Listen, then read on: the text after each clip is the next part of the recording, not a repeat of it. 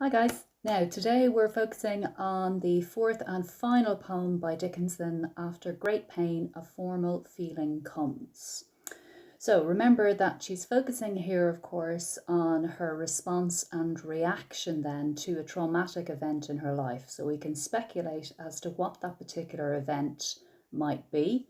So it could be the death of her mother, after her mother, of course, had experienced a long and protracted illness. She had been disabled for a number of years. She had suffered a stroke.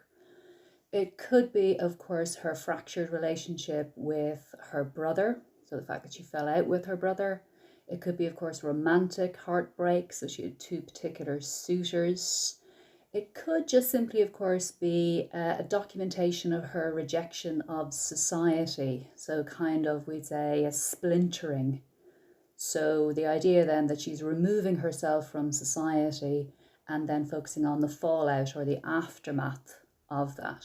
It could also be, of course, the idea that she's rejecting her father's religious orthodoxy as well. So there are lots of different ideas, a kind of a death in life, a literal death, of course, romantic heartbreak, or fractured and very strained relationships. So if we're going to simplify it, if we think of the opening line here, after great pain. So pain is a very interesting word to use because it suggests some kind of physical devastation, a kind of a suffering, essentially then, that the body has to endure. But when she's talking about pain, of course, she's talking about emotional distress, and she's talking about psychological suffering, as well as then the physical sort of difficulty that she's going through. So she's trying to document then the different stages of grief. Now, nowadays, of course, we know that there are 7 stages of grief. Back then, of course, they wouldn't really have been aware of that because we're talking about the 1800s here. So if we kind of think about like a general overview, essentially, of those 7 stages, first of all, you would have a kind of a shock and denial, a sort of a numbed state. And she definitely focuses on that at the very beginning of the poem. Then you get that sense of pain and guilt, essentially, because perhaps a loved one has passed away. And then you, of course, are left behind and you have survived. Then there's anger, depression, recovery, reconstruction, and then finally acceptance. So we know those particular stages now, or nowadays, but back then, of course, they weren't really au fait with them. So what she's trying to do here is she's trying then to focus on her description of this particular emotional and psychological devastation and how it manifests itself physically then. So she uses quite a lot of concrete images in the poem. Okay, so remember we've had that before in terms of aspects of style. She also uses personification in the poem. So she personifies emotions or feelings. Okay, we can also note then, of course, once more, the use of similes and metaphors, in particular 2 key similes that she uses, or extended metaphors, analogies, essentially.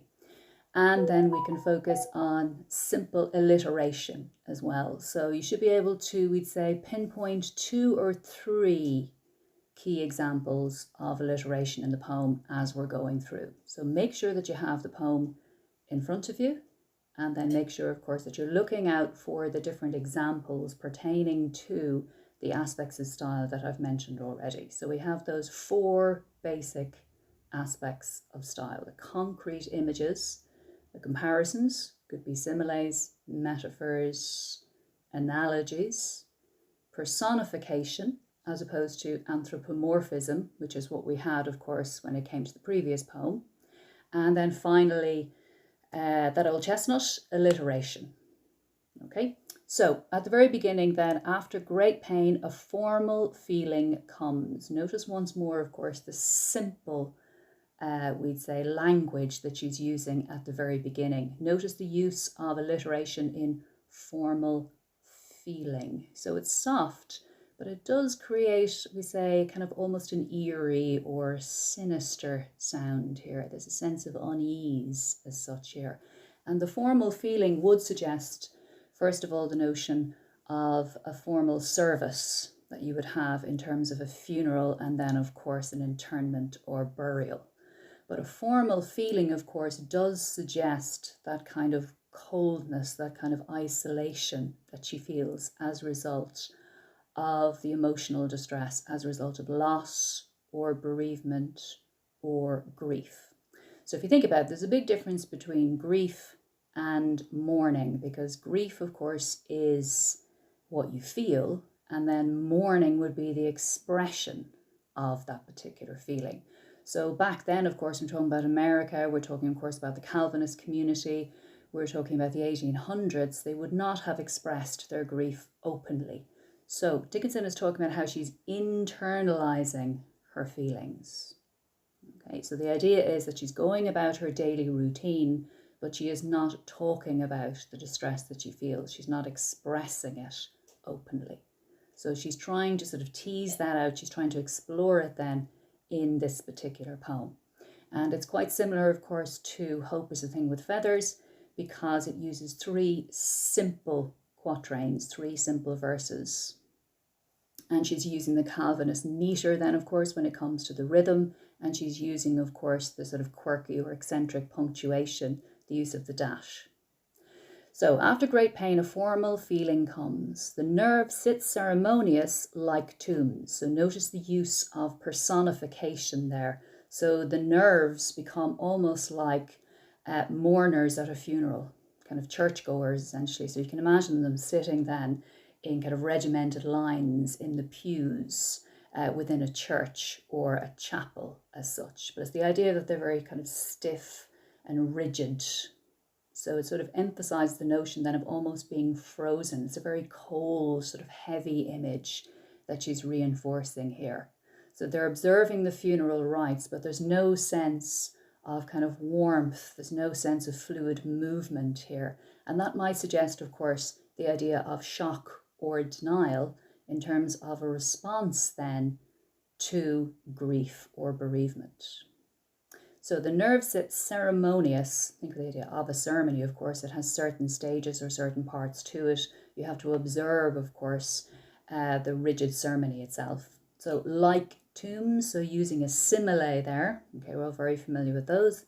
The tomb, of course, if you think about it, it's stone or marble. So the body, of course, would be in turn in that.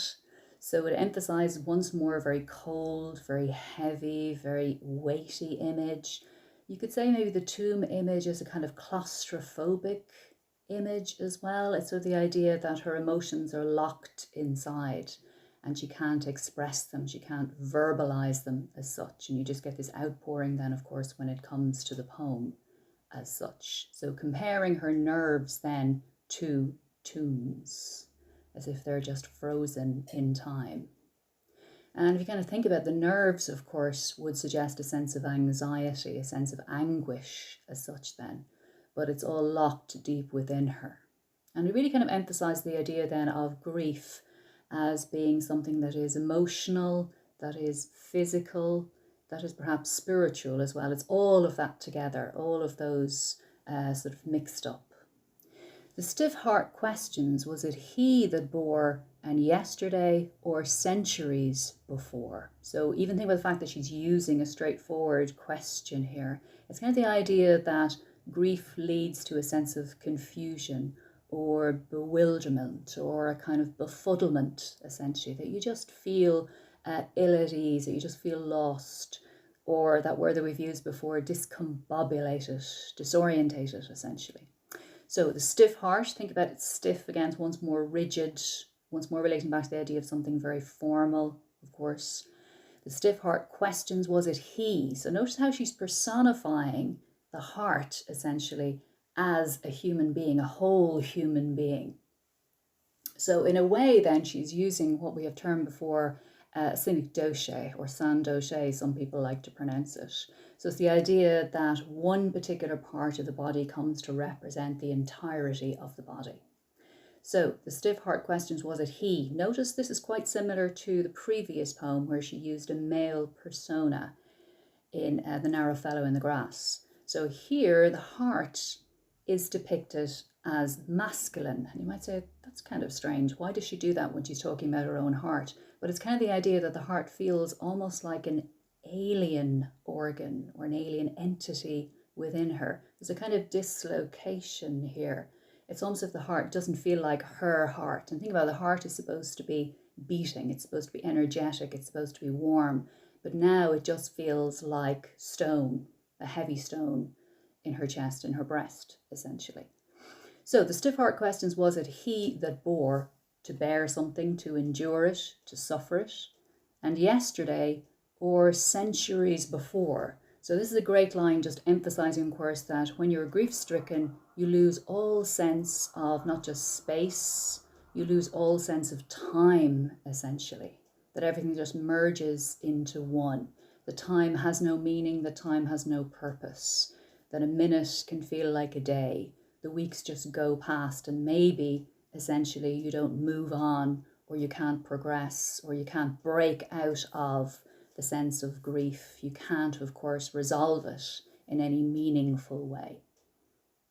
Okay, so we think about how she's using those concrete images, again, the tomb, for example, the heart, the nerves. It's almost like everything is boiled down to the nerves and the heart. And she is trying to come to some sort of accommodation or understanding then of the notion, the idea of grief itself, and particularly her own personal grief. So in the second verse then, she elaborates on that. She uses the image of the feet. Okay, so think about it. She's kind of, in a way, she's sort of dicing up the body. She's got the nerves and she's got the heart. Now she's got the feet here. And the feet are depicted almost as a kind of foreign entity again as well, as if they're just simply going through the motions. It's kind of the idea that when you're grief-stricken, instinct takes over, that the body just continues to move, that you continue with your daily routine, but your mind is not really engaging with what you're doing. So the feet, mechanical go round. Go round is an interesting idea because it does suggest the idea of kind of moving in circles, retreading old ground, just moving again and again and again, moving round and round and round. So it's kind of repetitive motion or movement. And the idea is then, of course, that you don't progress, okay, that you can't get beyond that, the notion that she's just stuck in a rut.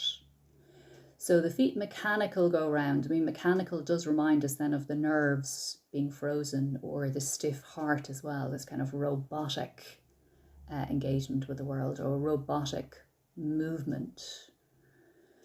The feet mechanical go round of ground or air or aught.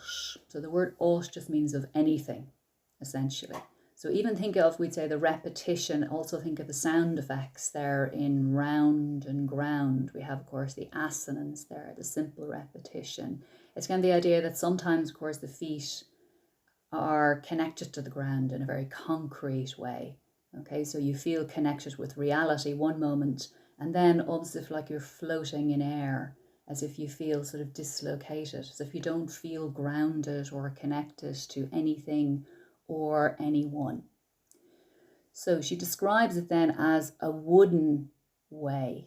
So if we think of a wooden way, of course, the wood relates back to the idea then, of course, of something that is unfeeling, something emotionless, something cold, essentially there, as if the body is no longer human, as if it's just a shell, just operating, just functioning as such there. Now, if we take that particular image, a wooden way, remember she was very fond of using biblical images or biblical allusions, kind of references essentially to the Bible and so on.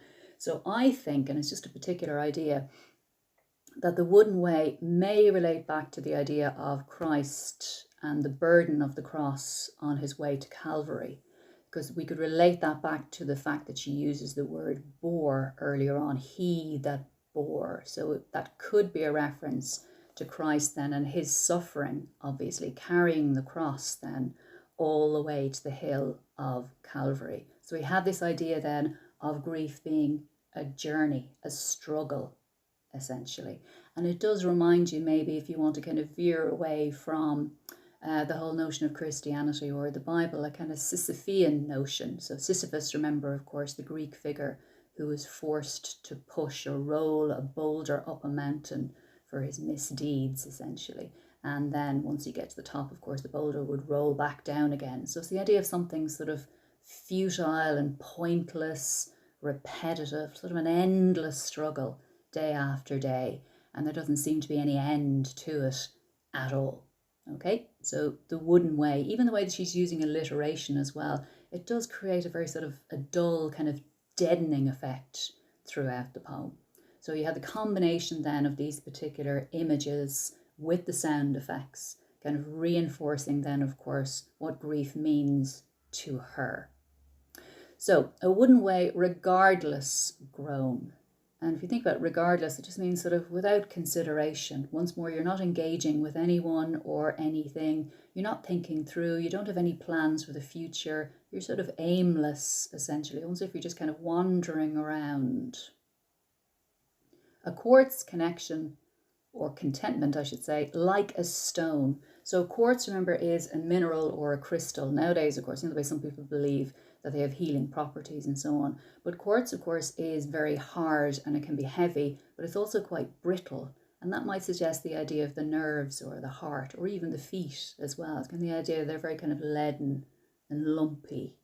But it's the notion, of course, that the heart is like a stone in her chest, but it can splinter and break, essentially. So a quartz contentment. In a way, it's kind of paradoxical. Quartz contentment. Contentment here just simply means a kind of a strange silence or calmness. It's not real happiness. There's definitely no sense of joy there because she's saying that she's sort of incapable of feeling any real sense of joy. So notice how she uses a simile again then. So a quartz contentment like a stone. So comparing the feeling then, of course, to this kind of stoniness, this heaviness, this weightiness, essentially then, that's kind of dragging her down. So it really reinforces the notion then of this struggle or this burden that she has to bear throughout this particular period, this painful, difficult period of her life. So in the final verse then, she uses a metaphor. Okay, so you've had a couple of similes already. And remember, of course, you can say that all of these metaphors and similes are connected, especially if you connect up the metaphors, you can see them as, of course, analogies then. This is the hour of lead. Okay, so if you think of lead, of course, heavy metal, once more weighing her down. Once more, it's emphasizing then, of course, grief as a burden, something that is difficult to endure, something that she has to carry with her then throughout this time. But if we think about it, there is a note of optimism in the last four lines. The last four lines, especially the last line itself, is quite ambiguous. It's unclear because it does suggest, perhaps we'd say, that the grief is never ending, but then there is almost a glimmer of hope towards the end that perhaps she will come through this, she will weather the storm and she will emerge then happier, perhaps wiser. So this is the hour of lead. So the hour of lead is interesting because remember that she has referred to the idea of time then having no meaning, no kind of demarcation there. So the hour of lead might be optimistic and it might suggest, of course, that if she endures this, then she can come through, she can persevere. Okay, so she can, of course, experience happiness later on after the sadness, after the loss, after the depression as such as well. Remember that some people would see it just as a poem about depression rather than straightforward grief as a result of bereavement as such then too. So the hour of lead you can see as optimistic or positive.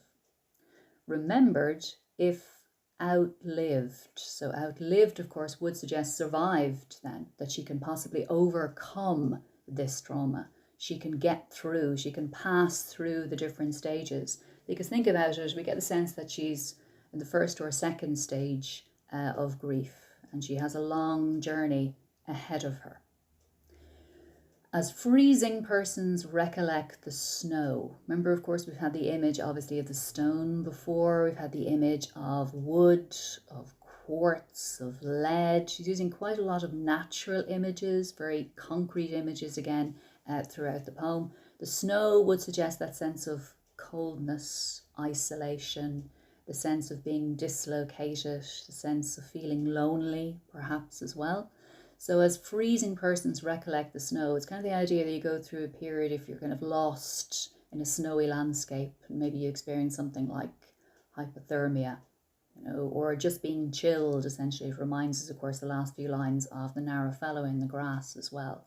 So it's the notion, of course, that you can come out the other side as freezing persons, the simile again, recollect, remember the snow. So it's the idea of retrospectively, of course, then. So remembering what has happened to you. First, chill.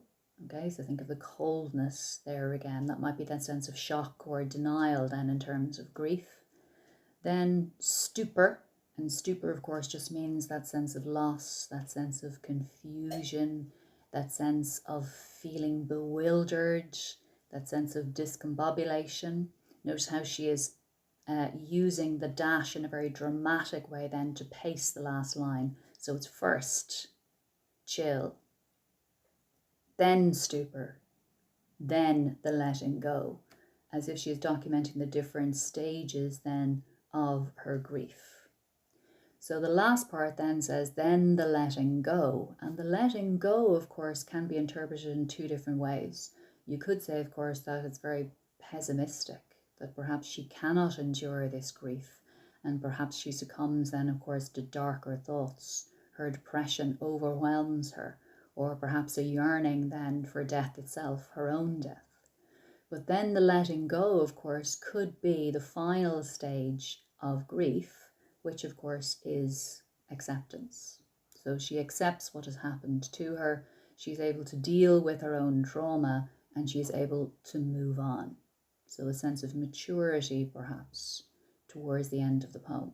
So it really sort of emphasises then, as I said, the ambiguity in the last line of the poem. And remember, she deliberately uses the dash then at the very end, which suggests an open ending. She doesn't use the full stop. Remember, she does use the full stop sometimes in her poetry, and then she deliberately uses the dash at the very, very end to suggest that open ending or that sense of ambiguity. Okay, so that's sort of an overview then of After Great Pain, a Formal Feeling Comes. As I said before, if you have any questions, you can actually post them under the video, if you want to, or you can go into the Google Groups and you can ask me questions, or if you just want to email me, you can do that as well. Okay, like I said, it's very basic. Make sure that you go back and read. I think you have about 3 pages in the handout focusing on that particular poem, so it gives a little bit more detail in terms of theme, but it also gives a lot more detail in terms of the style of the poem then as well. Okay, so if we just kind of think about the idea that it's focusing on grief, you want to simplify it, that the poem then allows Dickinson to explore her personal experience of grief and how she moves through a sense of stoicism towards a sense then of allowing herself to feel those extreme emotions and then accepting what has happened to her. Okay, so it's up to you as to how you interpret the poem.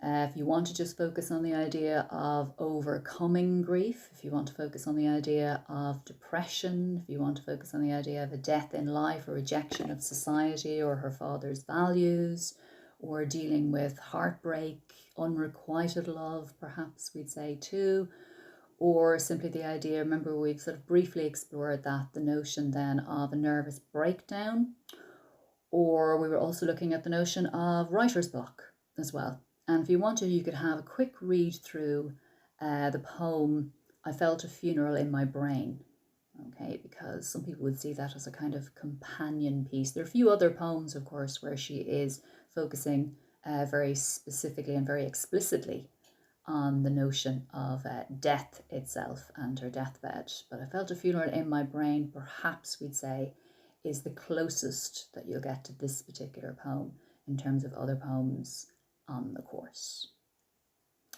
Okay, so a few people have emailed me just to say that they didn't receive the notes on Rich and Nihuilnon. Remember that the post is going to be very, very slow, so you probably won't get those until next week. Make sure that you email me just to remind me of your addresses as well, because the the handouts have been sent to your official addresses. Okay, so the ones that would be on Sims or the ones that the school actually have. So I need to make sure that they're going to the right place to begin with. Okay, so I can do that. And remember, next week then we're focusing on the American poet Adrienne Rich, and I'll do 2 poems next week. And then I'll see over Easter. I might wait until after Easter. I'll just kind of see how it goes, to be honest with you, just in terms of response and so on. But remember, you can email me any work that you're doing. Make sure that you're focusing on your Hamlet and your paper 1. And if you want to do, we'd say, the mock paper Dickinson question, maybe write out a plan, send it to me, I can give you some feedback, and then write out the essay as soon as you receive the feedback. Okay? Right, take care, guys.